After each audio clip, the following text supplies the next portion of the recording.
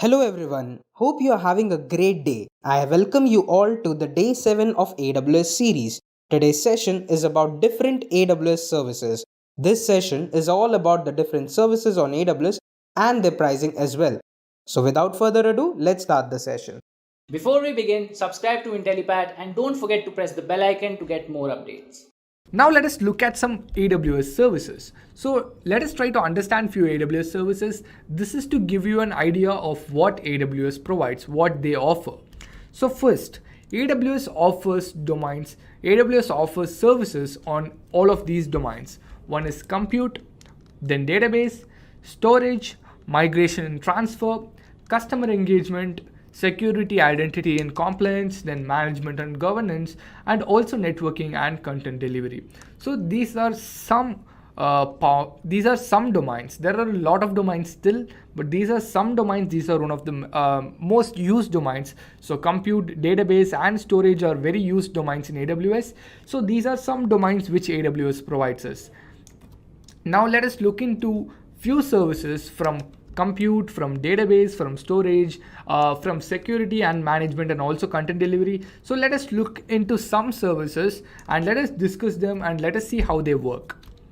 So first, I obviously have to say EC2 because EC2 is the most popular service. If you're starting with AWS, I would suggest you to start off with EC2 because EC2 is the basic and integral part of the AWS ecosystem. Any service uses EC2 because if you launch Elastic Beanstalk, so Elastic Beanstalk is basically a platform as a service. They provide you a service where you can put your code and it will automatically provide you a DNS name where your website is hosted. So now you will just see the website where there is a DNS name and your code is uploaded, but you will not see where your code is hosted. So that code will be hosted in EC2 server. It will be hosted in an EC2 server in the backend, in the data server. So right now, they also provide a service called EC2 that is called Elastic Compute Cloud. So Elastic Compute Cloud is a virtual machine service. So what they do, they provide you a server in any data center which you choose from. For example, if you choose Mumbai, the server in Mumbai, so they provide you a EC2 server which is hosted in the Mumbai data center, and you can use that. Server to launch your applications. You can host your databases. You can host your websites and all that. You can also choose for example, you can choose a server or a region in USA also. You can also create a server sitting in another country in US also. For example, if you're in, let us say you're in Russia, and from Russia you're trying to host a website in US. So you can just choose a region from USA, and in that region you can launch a server, and in that server you can launch your website. So right now from Russia you have launched a server in USA. So that's what capability and flexibility that EC2 provides. So you can see EC2 enables on-demand scalable computing capacity in the AWS cloud. As I already told you, if you have one EC2 server, you can make it larger also. For example, if this server has 2 GB of RAM and let us say 10 GB of storage space. So now you need a bigger system. So you don't need to create another one bigger. You can just modify this server to have more storage space and also a higher processing power of like 10 GB of RAM.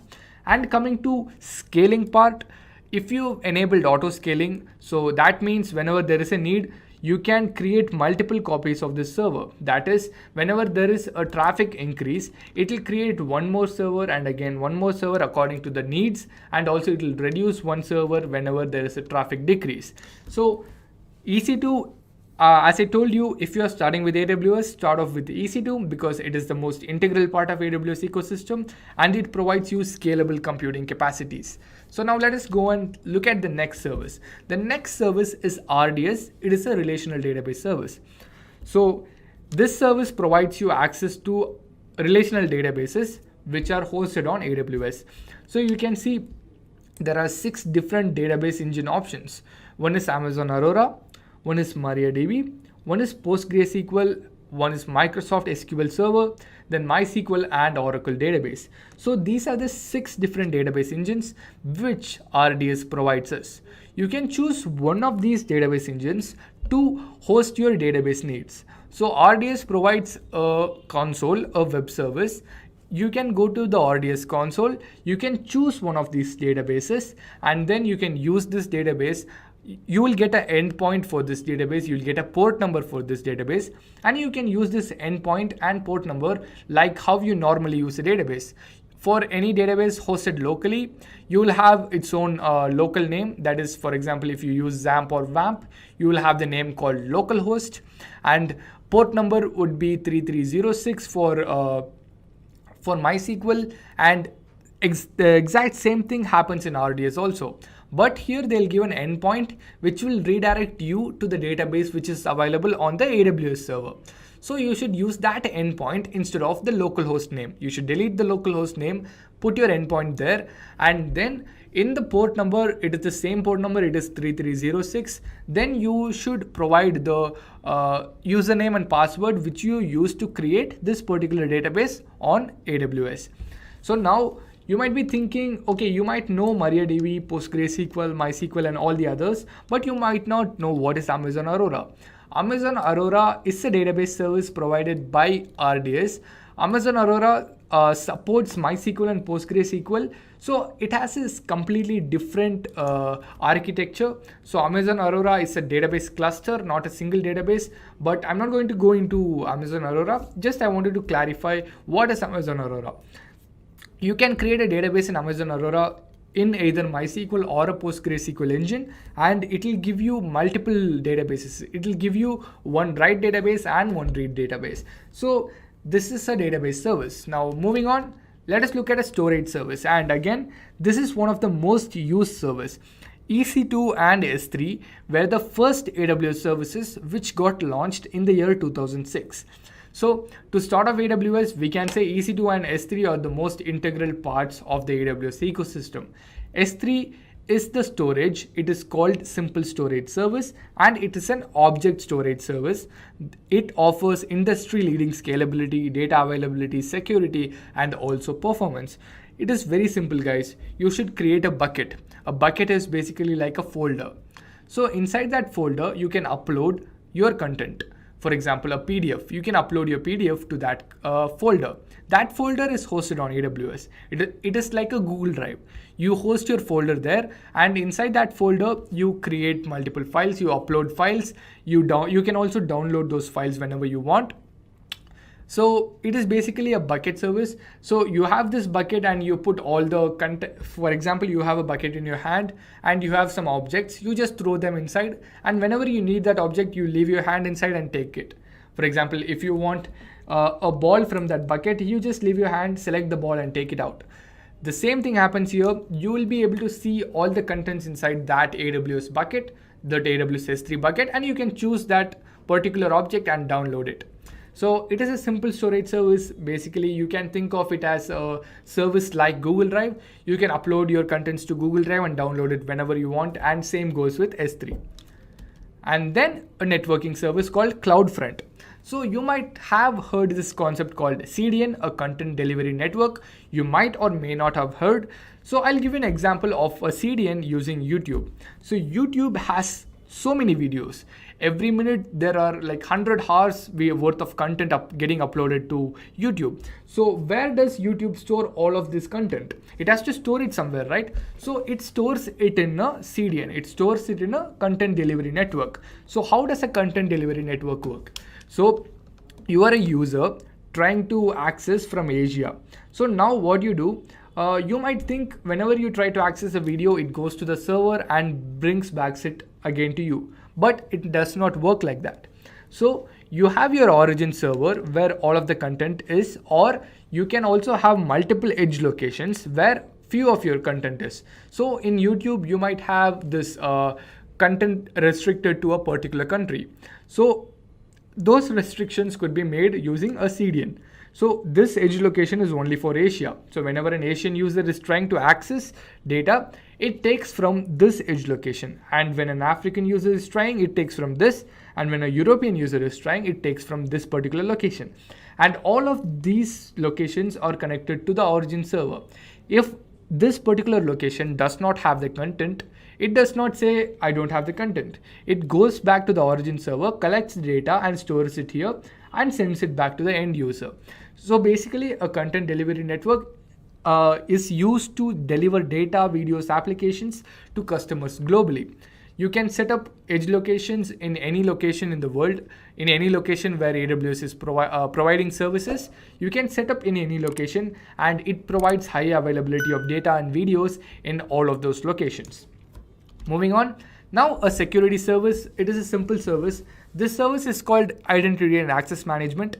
So this service provides you access management service. So basically you might have given credentials, you might have created multiple users in your AWS account. And for example, not all of those users do the same tasks. One of those users might be an admin, one of those user might be a web developer, and one might be a data scientist. So a web developer does not need all the services in AWS. He just needs the EC2 server where the HTML code, the JavaScript is hosted on. And a data scientist does not need to know about the EC2 server, how it is hosted, all the web code. He just needs the metric data. He just needs the data coming out from AWS, and admin requires all the access. So using IAM, you could particularly restrict these users to use only those particular services. So that is why you use IAM. You can create permissions and assign it to particular users so they cannot go beyond those permissions. And finally, CloudFormation. This is a service which provides you infrastructure as code. So you can code your entire infrastructure into one file, and when you run that one file, it will create an entire architecture for you. For example, in that code you would have mentioned I need 10 servers, I need this much of storage space, I need a database service. So you can just code it into a YAML or a JSON file and upload it to AWS CloudFormation and hit enter and run that code. And that code can be uploaded locally, or it can be uploaded to an S3 bucket, and when you run that code, it will automatically create an entire AWS architecture for you. So to learn CloudFormation, you should first understand what is AWS. I wanted to explain these services to make you understand what kind of services that AWS provide. Alright guys, so our next domain is the storage domain in AWS, and let's see what all services do we have in the storage domain. So guys, these are the important services that we have in the storage domain of AWS. Our first service is Amazon S3, then we have Aws Glacier, Amazon EFS, and AWS Storage Gateway. So let's look at these services one by one and understand what they do. So guys, S3 is an object storage service, which basically means that all the files which are uploaded on the S3, they are basically regarded as objects. Objects for us as layman users, they don't differ much. I mean, you won't see the difference in terms of when you're using the file or downloading the file that, you know, it was a file before and now it's an object. Object basically is at the back end. That is how you store a file, is in the form of an object, right? So it's basically on the infrastructure side that it makes a difference, that each file in an S3 bucket acts as an object, right? Now, why do we use S3? Why do we need a storage service, right? Is because, like we have discussed previously, that we need distributed systems on an application. The more distributed it is, the more fault tolerant it becomes. When I say fault tolerant, basically it can tolerate faults in its nodes. Each node in the application, whether it be the storage node, the compute node, it could be the backend compute node, the database node, each of these nodes, if they fail, right, it can tolerate that failure in your application, can still be working. Okay, so Amazon S3 is a file storage system by AWS, which says that it will give you the availability of 99.99% times. That means only there's a 0.01% probability that, you know, your service is going to fail. Otherwise 99.99. Just a quick info, guys. Test your knowledge of AWS by answering this question. Amazon S3 is which type of storage service? A. Object. B. Simple. C. Secure. D. Block. Comment your answer in the comment section below. Subscribe to Intellipaat to know the right answer. Now, let's continue with the session. It's actually not 99.99, it's 99.9999, 4 times 9, right? That is the kind of availability that AWS guarantees that your object will have. And obviously you can increase this SLA, this basically called a SLA, service level agreement, that what kind of service will AWS provide to you. You can further increase this SLA by providing redundancies, by using certain techniques wherein you can take a backup of your bucket at every 24 hours, so that if there is a data corruption, you can always get that data back, from the vaults and then store it back again in the bucket. But that is only when you have failure in the S3 service, and for that I told you the probability is 0.0001%. Okay, that is the kind of service that AWS provides. So you can be rest assured that if you want to host files on AWS, if you host it on S3, your files will be available pretty much all the time, right? That is what you have S3 for. Now, what are the common use cases where you will be using AWS S3? You can imagine it like this, that if there is a website wherein the logo is there, if there are certain images on that website that have to be loaded at the time of a web page reload, all those images will be taken from S3 and will be presented over there, right? So rather than storing all these files on the server on which the website exists, you can store all these files, all these images on S3, and then you can just get it from there, right? S3 also provides you the facility of hosting static web files, right? So you can host a website also by using an S3 bucket, and all you have to do is enable static hosting on that bucket and you will be able to host static websites in that case. All right, our next service, guys, is AWS Glacier. So AWS Glacier is an extended version of the S3 service, which is the Glacier does not give you a direct access to itself. It basically takes a backup of the S3 service. So let's say you created a folder in S3. So folders in S3 are basically called buckets, right? The root folder in S3 is called bucket. So if you have a bucket and you have a lot of files inside that bucket, and if you want to take a backup of all those files, you can take it using the Glacier service in AWS, right? And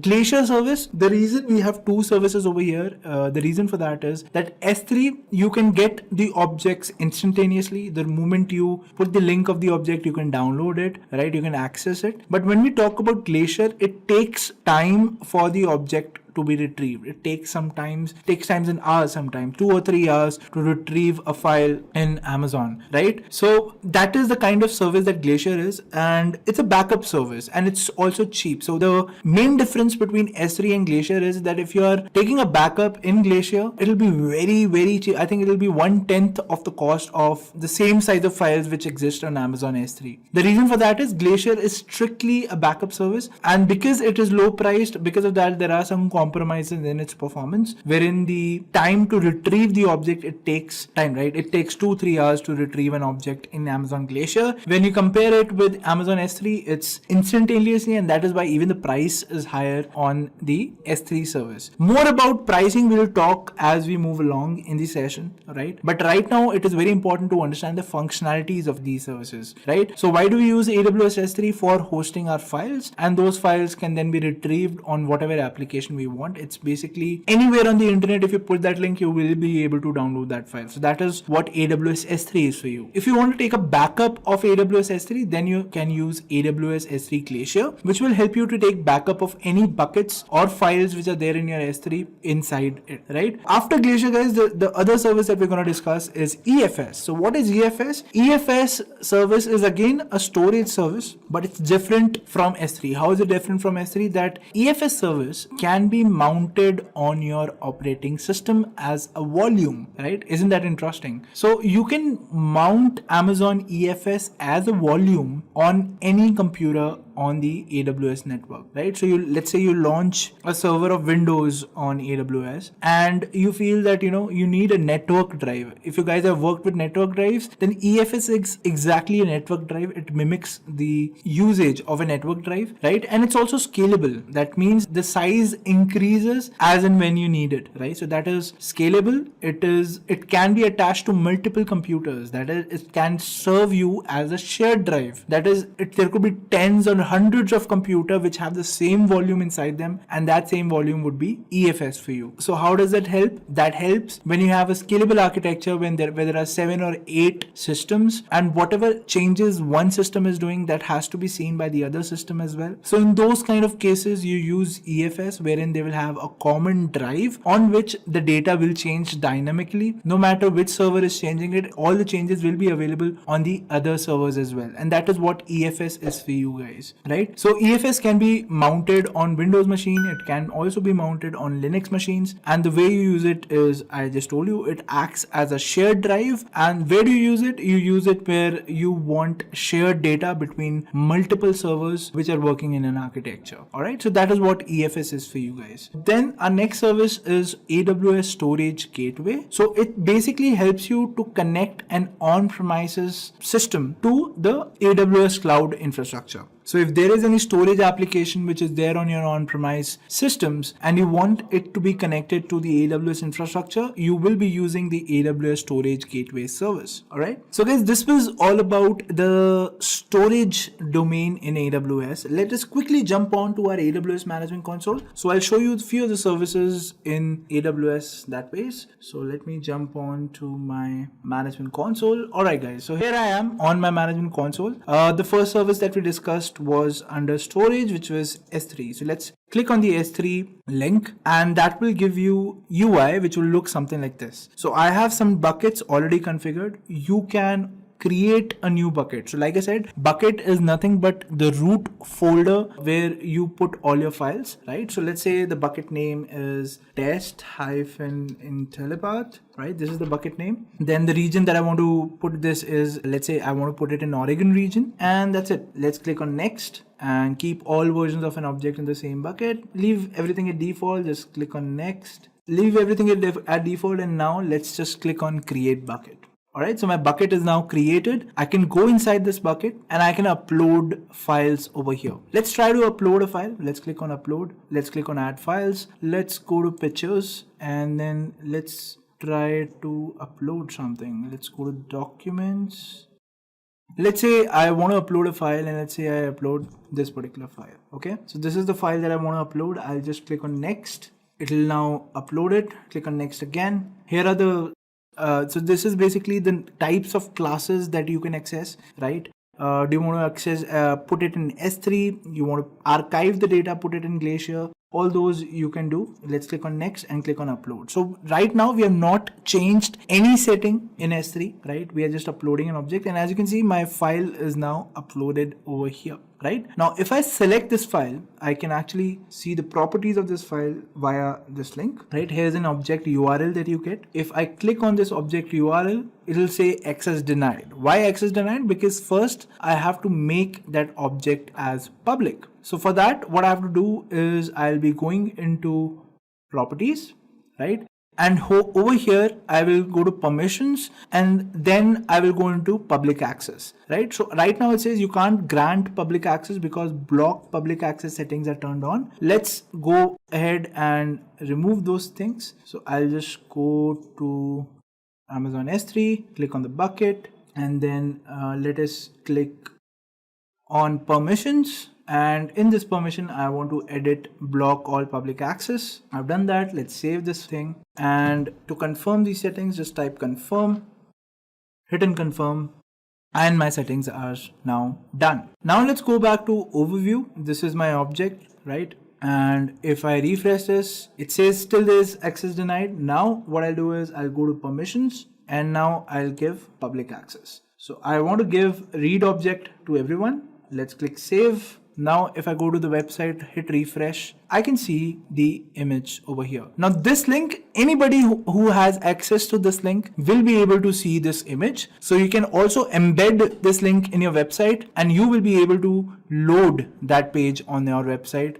just like that, right? So this is what the link does. This is what the link is all about. So if you upload an object, guys, and you want to make it public, just go to the permissions of that particular object, make it as yes, and you're set. All right. So this is how you can read from S3. All right, guys. So now let's start off with EFS. So I'll just click on the EFS service on my AWS Management Console. I will reach this page where I will have an option to create a file system. Let's click on that. And now it will ask me for the VPC that I want my EFS to be created in. Now remember, guys, the VPC that you select here should be the same as the instances on which you want to mount the EFS volume. So right now it's VPC 4B58233. Let's click on next step, right? Leave everything at default, guys. Don't touch anything else. Let's create the file system now. Alright, guys, so my file system is now being created. Now remember, guys, the security groups that are attached to this particular EFS drive has to be the same as well for your EC2 instances. Okay, so how to check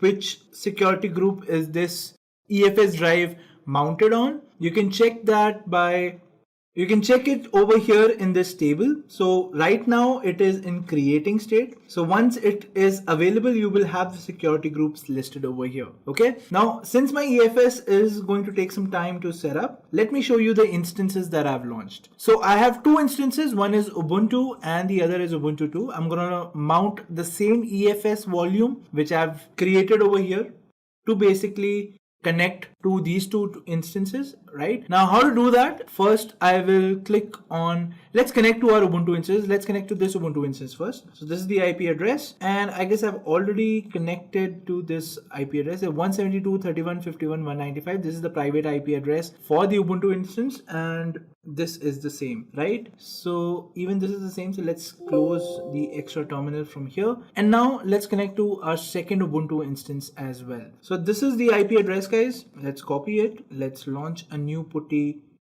console. Let's paste the IP address. Let's select the PPK and let's click on open. For clarity, let us change the colors of the terminal. Let's make it orange so that we can differentiate between the first instance and the second. So as you can see, the IP address for this is 172.31.51.17, and the IP address is same over here as well. So that means we have two Ubuntu servers that are now open on my putty terminal. And what we will be doing is we'll be connecting this EFS mount point to my Ubuntu instances. So this is a security group, guys, 7F087236. Now we'll have to ensure that both my instances have that security group associated with it, right? So if we have to check the security group for my Ubuntu instance, here it is, guys, the security group which you'll have to connect. So what you will be doing is you'll be going to networking, you'll go to actions, go to networking and click on change security groups. So as you can see, it is only launch wizard 1 has been connected to it. My security group that I have to connect is 7F087. So this is the security group that I have to connect to my instance. So let's connect both of them, right? And now let's click on assign security groups. So my Ubuntu instance is now connected to the security group of my EFS. Let's do this to our second instance as well. Let's select the default security group that is there. Great. So now both my instances are connected to the security group of my EFS, right? Now what I'll be doing is I will be following a set of instructions that you will find on this console as well, right? So the first thing that you have to do is on an Ubuntu instance, you will have to install this package. Let's do that. So this is my first instance. Let me copy the command and it is already installed. Great. Let's do the same on our second instance as well. So let's first update the machine, sudo apt get update. All right. Once it's updated, the next step would be to run that command. Now let's run that command and my NFS common package will install over here. Right now what I can do is I can create a directory on my first instance. Let the directory be EFS test. Okay, great. And let's create a directory here as well. Let's name it as EFS test 2. Okay, now what I'll be doing is I'll be mounting my EFS volume. So for mounting it, just copy this command, go back to your server, paste the command and put the directory name. So in case of my first instance, the directory name is EFS test. Let's hit enter. Great. So EFS test directory is now connected to my EFS volume. We'll verify whether that is working or not, right? Let's similarly copy the command over here as well. And this would be EFS test 2. This is the directory name. Great. So even this instance is now connected to EFS. Let's go into EFS test 2. Great. Now, as you can see, if I do an ls over here, there's no file, right? Similarly, if I do an ls over here, there's no file. Let's create a 1.txt file. Let's put sudo. Great. If I do an ls, you can see there's a 1.txt file over here. If I do a ls over here, you can see there's a 1.txt file here as well. That means this is a shared volume, correct? If I create, let's say, one more file. Just a quick info, guys. If you want to make a career in cloud and DevOps, then Intellipaat provides an advanced certification in cloud computing and DevOps by ENICT Academy IIT Roorkee, and it is taught by IIT Roorkee professors and industry experts. This course is designed to help you upskill and land in your dream job. Now, let's continue with the session. Over here, if I do an ls over here, I can see the 2.txt is also available. Similarly, I can create a file from here as well.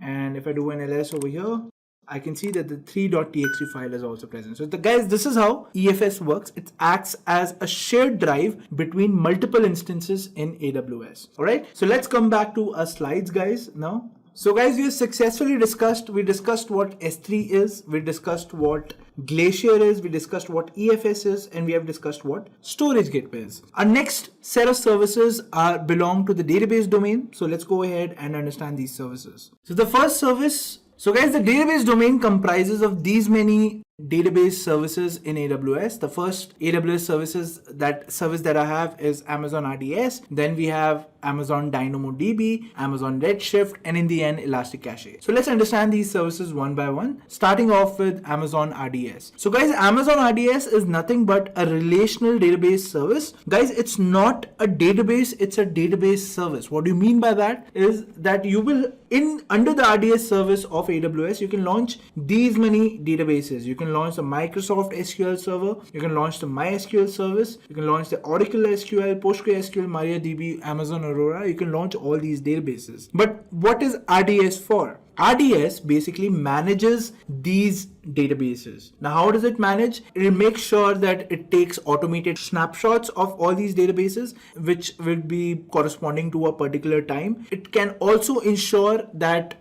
if there are any read replicas required or if there are any replication required in your database, that also can be taken care of RDS or by RDS. Third thing is it also takes care of any security patch which has to be applied on your database if you enable automatic updates, right? So this is how RDS works, guys. Now again, let me emphasize on the point that RDS is not a database. It's a relational database service in which you can launch all these relational databases. All right. So guys, I hope RDS is clear with you. Next service is Amazon Dynamodb. Now, what is Amazon Dynamodb? It's basically a NoSQL database by Amazon, right? And what is a NoSQL database? Whenever you have to store unstructured data, that is data which does not follow a particular format, you use unstructured database like Dynamodb. Now, alternatives to this, you might have seen or you might have heard about MongoDB, or you might have heard about other NoSQL databases. This Amazon Dynamodb is a NoSQL database by Amazon, right? So there is no database that it supports. It itself is a database unlike RDS, and in this you can store unstructured data. Okay. Third service is, guys, Amazon Redshift. So Amazon Redshift is a data warehouse service, which basically what it does is under the data warehouse you will have multiple databases. So those databases can be be queried by your warehouse, and it looks as if all the databases, they combine together to give one database where all the data exists, but it is actually not like that. Amazon Redshift comprises of multiple database engines which it can connect to and give the output as required. Next service is Amazon Elastic Cache. So Amazon Elastic Cache basically is a service which serves as a cache. So what is a cache? A cache is a layer between the client and the web server, or the server from which the information is being requested. What happens is, let's imagine you want to get the data for an employee whose salary is greater than 10,000, and you basically want to get all the current cities that the employees are staying in, right? Now let's say you do this query time and again. Now what happens, your server is again and again doing a query on the database using a particular query that this is the data that I want. Now what happens is, when again and again you're doing the same query, it does not make sense to run the same query again on the database, let it do the computing work and then get the results. So for these kind of data, what Elastic Cache does is, whenever it sees that there's a frequently accessed data, it stores that data on the cache, which means whenever a similar request will come, rather than querying the database, the same data will be going back to the customer from the cache layer itself. So it decreases the overhead on the database, and it also at the same time increases the performance of your application. All right. So that is what Elastic Cache is all about, guys. Alright guys, so our next domain is the security domain. So in security domain, these are the following services that we have in AWS. So we have the first service, which is AWS IAM, and the next service is AWS KMS. Let's check out both these services and understand what they do. So guys, IAM is basically used to authenticate users to your AWS account. Now, the account that you just created on AWS, it basically is the root account for that AWS account. Now what happens is, big companies or companies like Netflix, Airbnb, they own only one AWS account. And what they do in that AWS account is they create multiple users with restricted permissions. Okay. So each user can have their own user ID and password, but basically they will be logging into the same AWS account. And that is possible using AWS IAM, right? So you can create multiple users for a single AWS account with granular permissions, such as what actions can they do on the AWS Management Console. You can also restrict them to particular services that they can access. For example, the user can just access S3, or he can just access EC2, or he can just read EC2 and cannot stop and start an instance, or he can just start and stop an instance but cannot create a new instance, right? Or you can put also a restriction that nobody can terminate an instance whoever users you are adding, right? The account or the user that you signed up with, that is basically the root account. Now what is the root account? Root account always has all the privileges, right? It has all the privileges, can do anything. But if you have to put any restrictive access to a particular person, you'll have to create a user account in IAM. So that is one type of account that you can create in IAM. The second type of account that you can create in IAM is an application account. Now what is an application account? Let's say I have a website which can upload data to S3. Now how do I authenticate my website to upload data on S3? For that, we have the AWS IAM service, using which I can create application identification keys as well. So what you get in that case is you get access key and you get a secret access key. So that access key and secret access key has to be embedded in your program, and only then your program is authenticated to upload data onto the S3 service of your AWS account. Otherwise, it cannot, right? So this is one of the reasons, or these are actually the reasons that you use IAM for, right? It can help you to put restrictive access on user accounts as well as application accounts. All right. Moving forward, guys, the next service is KMS. KMS means Key Management Service. So Key Management Service is basically used to create the key pairs that we saw while we were creating EC2 instances, right? So those key pairs are actually created by the KMS service, right? So similarly, if you want more key pairs to be created, you just have to head on to the KMS service and you can create your key pairs over there and authenticate yourself accordingly to whatever service you want. All right. So guys, this was the security domain. Now let's move on to our next domain, AWS Services Management. Alright, so this is our next domain, guys. So let's see what all services are included in this domain. So guys, these are the domains that are included in this, these are the services that are included in this domain. So first service is AWS CloudFormation, then we have AWS Opsworks, then we have AWS Cloudtrail, and in the end we have Cloudwatch. Now what is AWS CloudFormation, guys? AWS CloudFormation is basically used to templatize an AWS infrastructure. Okay, so let's say I have launched two EC2 instances with a load balancer with in an auto scaling group which is connected to an RDS instance, which in turn is also connected to my EFS. So all these things I will have to launch, right? If I know what the architecture is, I will have to launch everything one by one, and then probably my architecture would be ready. But what I can do with CloudFormation is everything I can specify in a JSON file. So in a JSON file, I can specify all the resources that I want to launch, all the things that I want to configure in the network, everything I can specify in the JSON file, and just run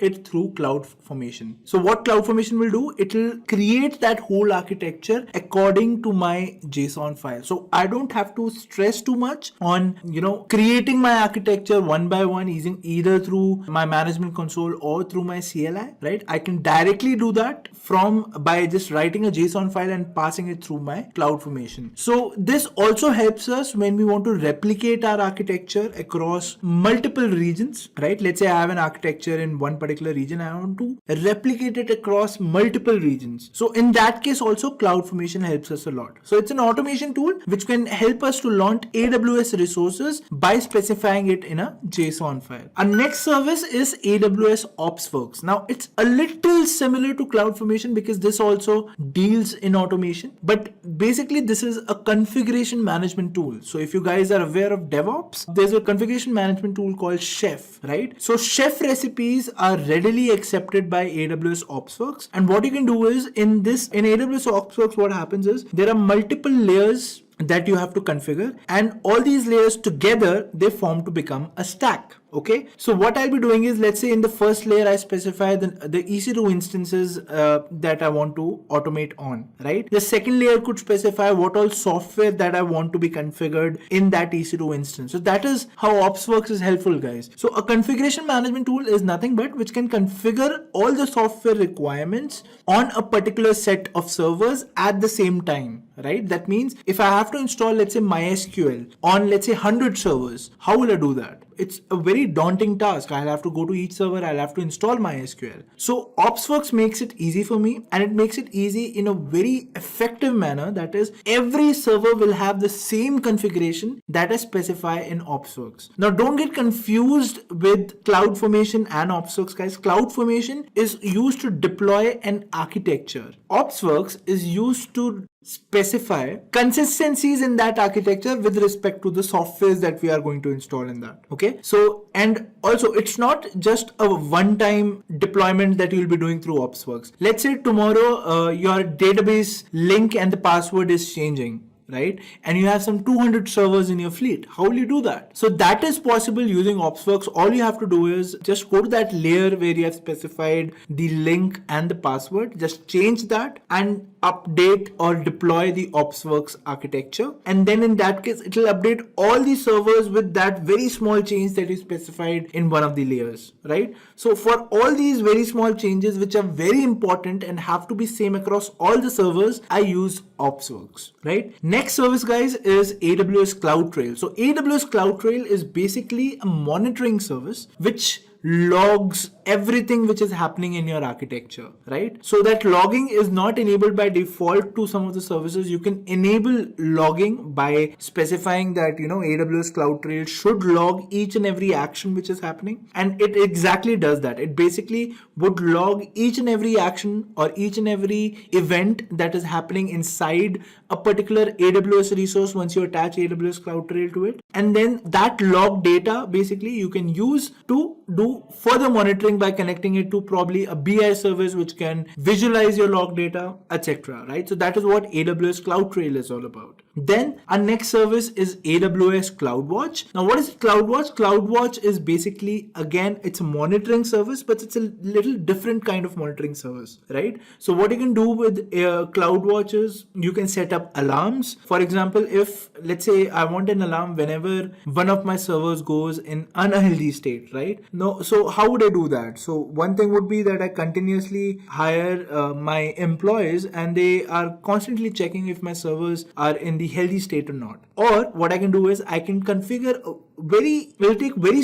less time to just configure my CloudWatch to monitor all my resources, and whenever there is a resource which goes in the unhealthy state, it can trigger an alarm. Now, what kind of alarm can it trigger? It can either email you, or it can basically trigger a next set of events. It can trigger to create an EC2 instance, or it can trigger an AWS Lambda function. It can trigger something else as well. So this is what CloudWatch is all about. It watches all your resources, and on basis of that, it can do a simple process that you define in CloudWatch. Okay. Moving forward, guys, our next domain is customer engagement domain. So in this domain, we have the following services. The first service is Amazon Connect, and then we have simple email service. So let's look at what these two services do so that they are so helpful in the AWS community. The first service being Amazon Connect, guys. So Amazon Connect is nothing but it's a full-blown customer contact center for your company. For example, you would have seen that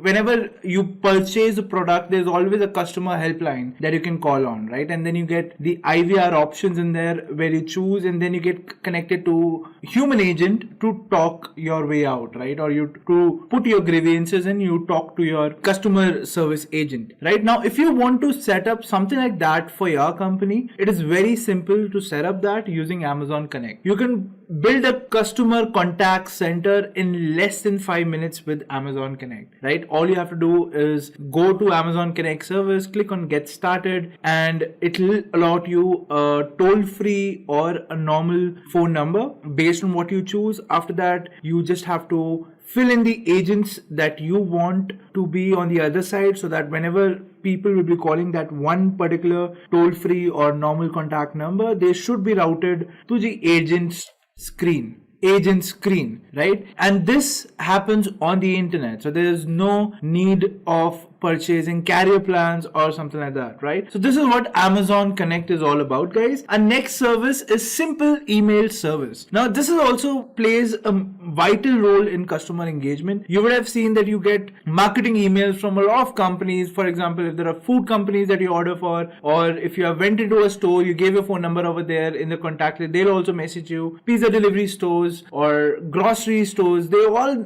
email or SMS you one way or the other, right? This service right here is when you want to have email interactivity with your customers, right? You can send bulk emails. You can also set up your simple email service to respond to particular reply emails, right? So that is what SES is all about. And this also can be configured to route emails. For example, if there is an email address that you set up for your company, for example, support@intellipaat.com is our email address, right? So if you email to that particular email address, it will get routed to our support agents who will help you out in solving your queries, right? So that all can be set in Amazon SES. Guys, so this is it for the customer engagement services. Our next domain talks about app integration, right? So in this domain, we'll basically have services which help you to integrate 2 or 3 services in AWS. Let's look at what services they have to offer. So there are 2 services basically, guys. One service is called Simple Notification Service, and the other one is Simple Queuing Service. Let's see what these services are. So the first service, which is Amazon Simple Notification Service, basically helps you to send notifications to other AWS services in occurrence of an event, right? So it waits for a trigger to happen, and based on the trigger, it sends a notification to a corresponding AWS service which has to work next. For example, you can set up a website which can send you an email, and all you have to do is, let's say, whenever a customer purchases something something from your website, you want to trigger an email to the customer with all the details. Now, if you have to do this on a distributed environment, what will you do is the moment there is a trigger that there is a cash payment received from a particular customer, your Lambda event will be triggered, right? Now, that can be triggered in numerous ways. One way is either your service can directly trigger the Lambda event, but that is only possible for some of the AWS services. The other way around is that you can send a notification to SNS, right? So SNS will detect the type of notification received and it will have a mapped out row as to which service it has to notify next. So in this case, it will receive the notification. It will see, okay, so this is the type of notification received. It will invoke the Lambda function, which will basically send out the email to your customer. All right. So this is how an SNS service basically works. As you can see in the diagram here as well, that you have a publisher. A publisher is a person who sends out the notification, right? The next thing that you do is the way of filtering out different kind of notifications in SNS is that you define topics. Okay. So based on the topics, the messages are filtered, and what you do is in the topics, you will define which service to basically trigger. And based on that, those services will be triggered, and the services to be triggered are basically called subscribers. Okay. So guys, this is how an SNS service actually works. Moving forward, now let's look at the simple queuing service. Now, what is a simple queue service? It's basically a queue it's basically a place where you can store all your jobs whenever you have a stateless kind of an architecture. Just a quick info, guys. Test your knowledge of AWS by answering this question. Amazon S3 has how many pricing components? A. Only 4. B. Only 5. C. Only 3. D. Only 2. Comment your answer in the comment section below. Subscribe to Intellipaat to know the right answer. Now, let's continue with the session. What is stateless kind of an architecture? Let's say you have a system which doesn't have its own memory. The prime example for this would be AWS Lambda. So what AWS Lambda does is it does not know what is happening in your application. Okay. What it knows is just the job that it has to do. For example, let's say the job of the Lambda server is just to send an email, right? It will not know whether it has already sent an email to to a particular customer or not. It will not know whether it has already sent an email to a customer, right? What it will do is it will just pick up jobs from the queue that you have, and based on that it will perform the job. And that is exactly why you have a simple queuing service, so that it can feed to Lambda what the next job is without Lambda having to remember what it has to do, right? So guys, this is what the SQS service is. Now guys, this was all about the different AWS services that we have and that you need to know in order to get started with AWS. So I think we have almost covered all the use cases that you can encounter in an organization, and basically your job would be to that based on the problem you would have to suggest an AWS service, and that AWS service implementation also details you will have to know, right? So based on the knowledge that I've just given you what each and every service does, you can now decide what an architecture should basically have in order to get a job done. All right, moving forward guys, now let's talk about a very important topic, which is AWS pricing. Now we know about all the services that we're going to use, right? But what will we do or how will we use these services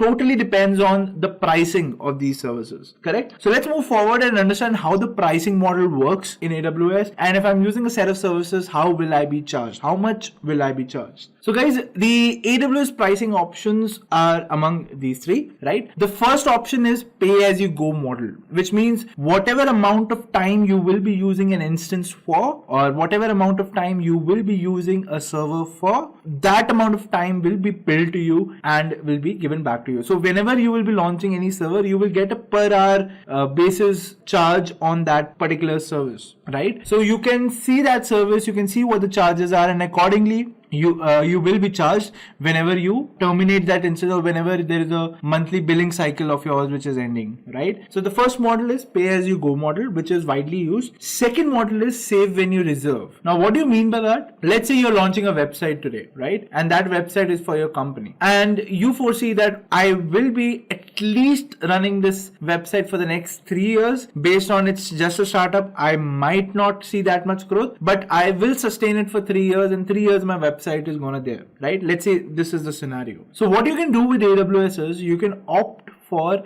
dedicated instances or reserved instances. So you can say that I'm going to use this instance for 3 years from now on, right? And I'm not going to back out. I'm going to use this instance for 3 years. Then what AWS will do for you in that case is it will give you a counter offer. It will give you a discounted price, right? Reason being that it is no longer an on-demand service. It's a service that you have asked from AWS, which you will use for 3 years, which means that you will have two options in front of you to get this kind of a deal. One thing is you can do a full upfront payment of 3 years, right? You can pay all the whatever discounted price they deliver to you. You can just give the amount for 3 years and you can use your instance, right? Then you're locked in. Or what you can do is you can also do a partial upfront payment if that eases out the financial stress on you, right? For example, you do not have that kind of money to pay for 3 years. So what you can do is you can divide your payments into EMIs and then you can pay it to AWS. That's a partial upfront payment. So with this, you can get discounts up to 70% of the pricing which is there in pay-as-you-go model, right? So guys, that's very cheap. So if you have an application where you know the server that you're going to use is going to be there for like 2 or 3 years, then it's better to go for reserved instances where you can opt for taking a server and you'll get huge discounts on using them. Alright. The third kind of pricing is pay less by using more. What this basically means is the more you will be using your instance, for example, your instance, the type of pricing that you get, for instance, is on a per hour basis, right? The more you will use your instance, the less the hourly rates will become, right? So that's also an awesome feature by AWS, which says pay less by using more. Alright. So guys, these were the pricing options in AWS. There's one more pricing option that you get in AWS, which is called spot pricing. What is spot pricing or spot instances? Spot instances are basically idle instances which AWS is running, and what it does is it offers it to you in a cheaper price, right? So for example, it's 2 p.m. in the afternoon and I know that the load is less at this particular time. So what AWS will do is it will offer you some instances at a lowered price rate because those are just sitting idle over there, and if you want to use them, you can use them. So what happens in that case is you take that instance and you bid it, right? If you want to take that instance, you'll have to bid amount on that particular instance. The higher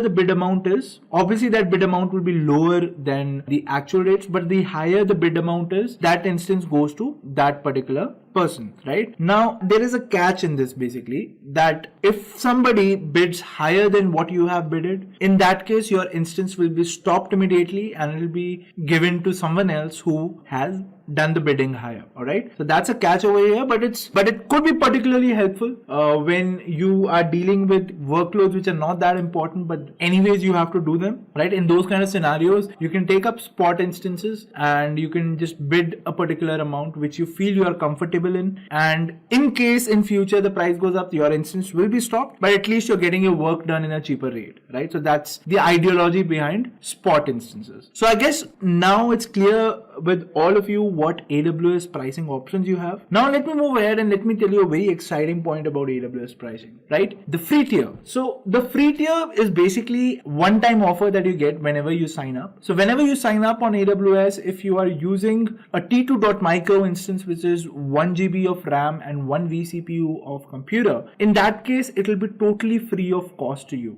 right? So what you do get in a month is 750 hours of usage. So you can launch 4 instances, 5 instances, all of them together collectively can be run for 750 hours. The moment you cross 750 hours, you'll be charged the normal price, but up till 750 hours of server usage, you will be not charged a penny, right? And this is what the free tier is all about. Now it is particularly helpful for people who are trying out AWS or people like us who are trying to learn AWS for our future careers, right? So I'll request you all guys, so whenever you're practicing on AWS, always be under the free tier, because that is literally not going to cost you anything. All right. So the 750 hours that you get are particular to EC2 and RDS. Apart from that, you get some other free tier limits as well. For example, in S3, you have, if you store data up to 5 GB, you will not be charged anything. Okay. Then in DynamoDB, if you have to store something, which is if the instance which you are running is under the free tier, and if you want to store something on DynamoDB till 25 GB, it is absolutely free. Okay, so guys, this is the kind of pricing that you get. These are the kind of perks that you get when you're using AWS for the first time. For more details on AWS free tier, you can just visit the aws.amazon.com official website, and they'll give you all the details. There are a lot of other services as well that they offer free tier in or free limits in. For example, the Amazon Connect service that we discussed, which was basically a one-stop customer support center setup. In that, you get in a month you will get the first 90 minutes of your calling for free. And the way you get charged for that particular service is not on the number of hours that you'd be using that service, but on the number of minutes a customer is speaking to an agent, right? That is how you get charged. That's, I think, pretty cool about Amazon Connect. Alright, moving forward guys, I think we have covered enough of theory. Now let's go ahead and do a hands-on where basically I'll show you guys how to set up your AWS services and how to migrate an application from your local computer onto AWS. Just a quick info guys. If you want to make a career in cloud and DevOps, then Intellipaat provides an advanced certification in cloud computing and DevOps by ENICT Academy IIT Roorkee, and it is taught by IIT Roorkee professors and industry experts. This course is designed to help you upskill and land in your dream job. Now that we are done with the session, don't forget to subscribe to Intellipaat and press the bell icon to get the latest updates on Intellipaat.